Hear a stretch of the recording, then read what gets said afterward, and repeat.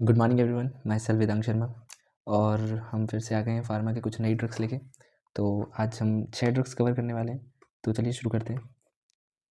तो जो antipsychotic drug है, इनका दूसरा नाम क्या होता है? Neuroleptic drug. इनको हम दो नाम से बुला सकते हैं। एक होता है न्यूरोलेप्टिक ड्रग और एक होता है dopamine receptor antagonist. Neuroleptic drug एक तरीके से कह सकते हैं जो डोपामिन के मतलब जो डोपामिन के अगेंस्ट वर्क करती है, उन ड्रग्स को भी हम न्यूरोलेप्टिक ड्रग से मतलब जान सकते हैं। ठीक है, ये ड्रग्स क्या होती हैं? Treatment of साइकोसिस। ये साइकोसिस जो साइकिक डिसऑर्डर होते हैं उनके ट्रीटमेंट में काम आती है, जैसे कि साइजोफ्रेनिया, ठीक है, थॉट डिस्टर्बेंस, ऑर्गेनिक साइकोसिस, ऐसे कई सारे होते हैं। ठीक है, और जो साइकोसिस है या फिर जो साइकेटिक इलनेस है, उसको हम कैसे कैरेक्टराइज कर सकते हैं, मतलब कैसे पहचान सकते हैं? तो जैसे कन्फ्यूजन, हेलुसिनेशन, मेंटल इल्यूजन, ठीक है, ऐसे कई सारे होते हैं, तो उनसे हम पहचान सकते हैं। क्लासिफिकेशन देखें तो इसको तीन क्लासेस में क्लासीफाई करते हैं। पहली होती है first generation, second generation and miscellaneous. जो फर्स्ट जनरेशन है उसको भी 3 सब पार्टों में डिवाइड किया होता है।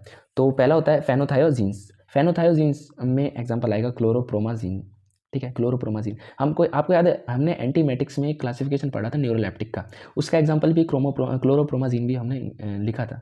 ठीक है, यदि याद हो तो एक बार देखना उसको, है ना। सॉरी, न्यूरोलेप्टिक, हाँ ठीक है। और तो हमने बता दिया फिनोथाइजीन क्या होता है, क्लोरोप्रोमाजीन है।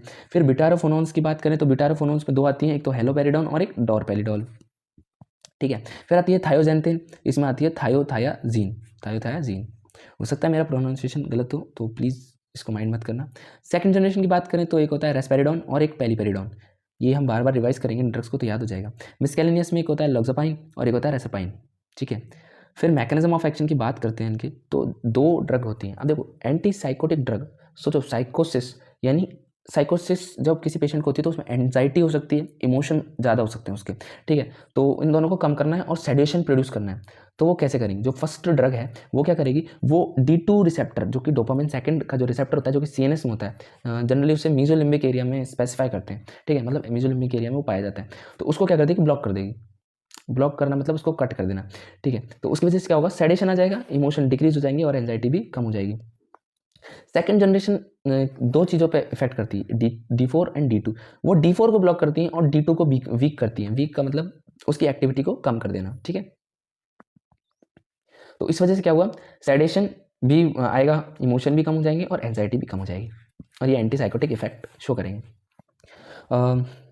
सॉरी, नेक्स्ट हम इसके यूजेस के बारे में बात करें तो यूजेस इसके हैं एंजाइटी, एंजाइटी, साइजोफेरिया, ठीक है, साइजोफेनरिया, organic साइकोसिस, any psychotic disorder, हिचकप, heat stroke. देखिए, एक हीट स्ट्रोक थोड़ा इंपॉर्टेंट है, बाकी तो अपन जो नाम है उसी से पता लगा सकते हैं। एंजाइटी भाई हम कम किए, हमें अभी हमने थोड़ी देर पहले। साइजोफेनरिया हमने ऊपर बताया ही था, ऑर्गेनिक साइकोसिस ऊपर बताया था। साइकिक डिसऑर्डर, क्योंकि ये एक एंटीसाइकोटिक ड्रग है तो वो तो आएगी, और हिचकप्स यानी जो हिचकियाँ होती हैं बार बार आती हैं वो। हीट स्ट्रोक थोड़ा एक अलग पॉइंट है, तो उसको याद रखेंगे। इसमें कार्डिक डिसीज याद रख सकते हैं, कॉन्ट्राइंडिकेशन, बाकी सब नॉर्मल है। और noise vomiting, blood vision, drowsiness, ये सब बिल्कुल नॉर्मल है। फिर एनाबॉलिक स्टेरॉइड के बारे में हम बात करते हैं। एनाबॉलिक स्टेरॉइड्स क्या होते हैं? ठीक है, एनाबॉलिक स्टेरॉइड्स क्या होते हैं, तो एक सेकंड, ये एनाबॉलिक स्टेरॉइड सिंथेटिक एंड्रोजन होते हैं। सिंथेटिक एंड्रोजन, एंड्रोजन क्या होते हैं? एंड्रोजन हमारी बॉडी में एक पाया जाने वाला हार्मोन होता है। ठीक है, तो जो synthetic androgen that have low androgenic property and high anabolic activity. अब देखिए, एनाबॉलिक क्या होता है, तो एनाबॉलिक्स हम वो मटेरियल जो कि मसल बिल्डिंग में हेल्प करते हैं, उन्हें हम एनाबॉलिक्स कहते हैं। तो एनाबॉलिक स्टेरॉइड्स ये सिंथेटिक एंड्रोजन होते हैं, जो कि जिनकी प्रॉपर्टी एंड्रोजन की तरह तो कम दिखती है, लेकिन वो एनाबॉलिक एक्टिविटी काफ़ी ज़्यादा शो करते हैं। ठीक है, तो एनाबॉलिक स्टेरॉइड 2 शब्दों से मिलकर बना है, एनाबॉलिक प्लस स्टेरॉइड। एनाबॉलिक का मतलब होता है मसल बिल्डिंग एलिमेंट, और स्टेरॉइड कोई भी फैट सॉल्युबल ऑर्गेनिक, याद रखना, फैट सॉल्युबल ऑर्गेनिक कंपाउंड जिसके एक स्पेसिफिक फिजियोलॉजिकल एक्टिविटी शो करता है, जो कि शायद फिजियोलॉजिकल स्पेलिंग गलत लिख रखी है, PHY, फिजियोलॉजिकल एक्टिविटी आएगा इससे। ठीक है, इसका क्लासिफिकेशन करें तो ये दो क्लासेस में क्लासीफाई होता है। 17 अल्फा एल्काइल ग्रुप, जिसका एग्जांपल होता है ऑक्सीमेथनोलॉल, लोन एंड स्टेनोलॉल। ठीक है, और दूसरा होता है मिसकैलिनियस निएंड्रोलॉल एंड मीथेन डाइनॉल, इनॉन। जो भी है ये बहुत मतलब छोटा क्लासिफिकेशन है, पर इसकी जो ड्रग्स हैं वो काफ़ी टंग ट्विस्टर टाइप की हैं, तो उनको प्लीज़ बार बार रिवाइज कीजिएगा जिससे याद हो जाए। फिर हम इसके मैकेनिज्म ऑफ एक्शन पे जाते हैं। तो एनाबॉलिक स्टेरॉइड, क्योंकि ये एक सिंथेटिक एंड्रोजन है तो ये एंड्रोजनिक रिसेप्टर पे बाइंड होगा, मतलब जो एंड्रोजन के जहाँ रिसेप्टर पाए जाते हैं उस जगह पे जाके क्या हो जाएगा, बाइंड हो जाएगा।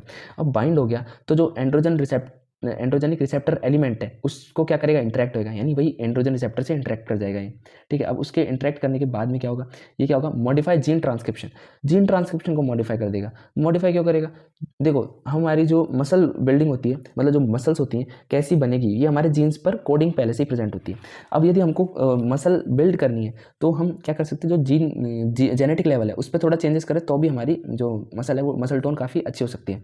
तो ये क्या करेगा, जीन ट्रांसक्रिप्शन को मॉडिफाई कर देगा विद द हेल्प ऑफ को एक्टिवेटर एंड कोरिप्रेसर, जिसकी वजह से मसल्स है वो बिल्डअप हो जाएगी एंड स्ट्रेंथ प्रोवाइड करेगी, ठीक है। अब जनरली ये किस किस लोगों को जरूरत पड़ती है, देखो जिनमें कोई भी वीकनेसेस हो, जैसे ऑस्टियोपोरोसिस हो गया, ठीक है, एनीमिया हो गया, या फिर जैसे जो चिल्ड्रंस होते हैं जिनकी ग्रोइंग एज होती है यानी सब ऑप्टिमल स्टेट होती है ना बॉयज़ की, उसमें कह सकते हैं हम, और भी कई सारी चीज़ों में इसका यूज़ होता है। तो देखते हैं, देखिए जैसे हाँ इसमें लिख रखा है ना, ऑस्टियोपोरोसिस, एनीमिया, सब optimal growth in boys, breast के कार्सिनोमा यानी कैंसर में भी इसका यूज़ होता है, और एक्सेलरेट मसल बिल्डिंग, जैसे किसी को तुरंत बॉडी बनानी है तो उसमें भी हम इसका यूज़ कर सकते हैं। बट इसके साइड इफेक्ट काफ़ी ज़्यादा होते हैं, कि इसमें कुछ कम ही लिख रखे हैं मैंने, जैसे गायनेकोमैस्टिया लिख रखा है, लेकिन ये फ्यूचर लेवल पे काफ़ी ज़्यादा मतलब इंपोर्टेंस तक हो सकती है इससे, यदि इसका ज़्यादा यूज़ कर लिया तो, ठीक है।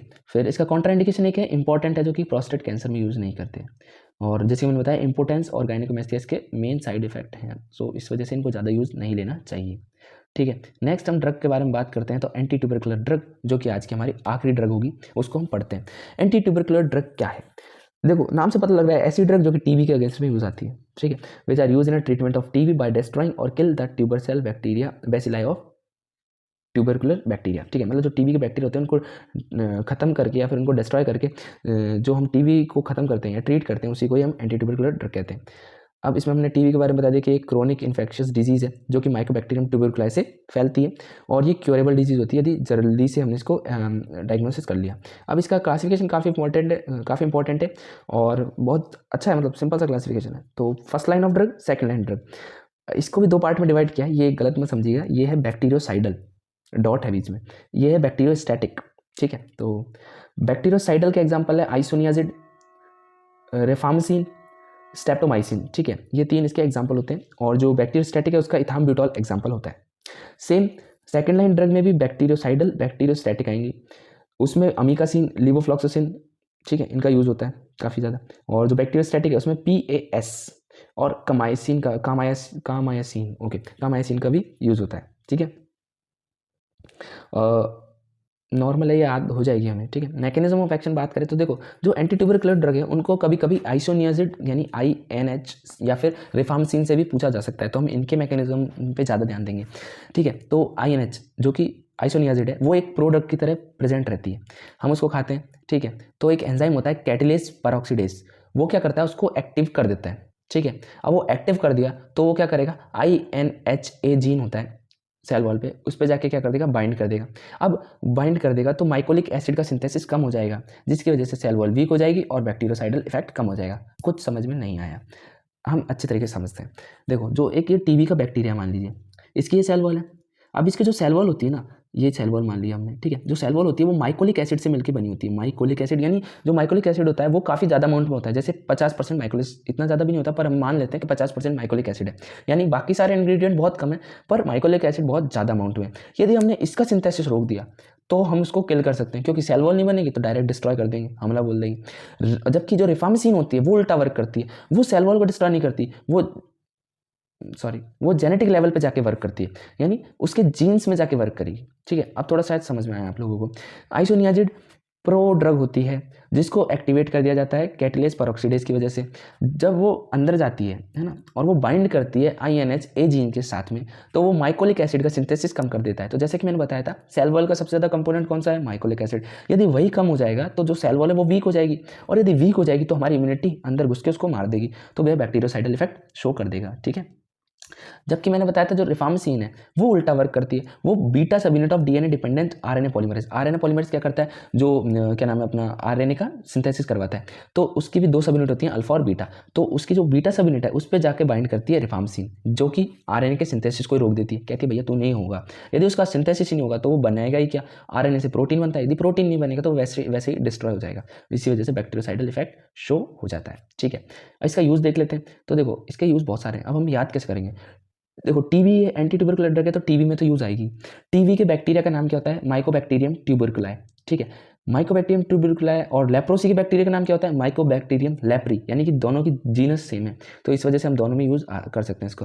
ब्रूसेलोसिस ये भी याद रखना है। पल्मोनरी मेनिंजाइटिस, ठीक है, पल्मोनरी मेनिंजाइटिस ये थोड़ा इंपॉर्टेंट है, इसको याद रखना। एक होता है पल्मोनरी टीबी, टीबी और पल्मोनरी टीबी दोनों ही टीबी है तो उसमें यूज़ कर सकते हैं। अब यदि पल्मोनरी टीबी में यूज़ कर रहे हैं तो पल्मोनरी मेनिंजाइटिस में भी यूज़ कर ही लेते हैं ना फिर।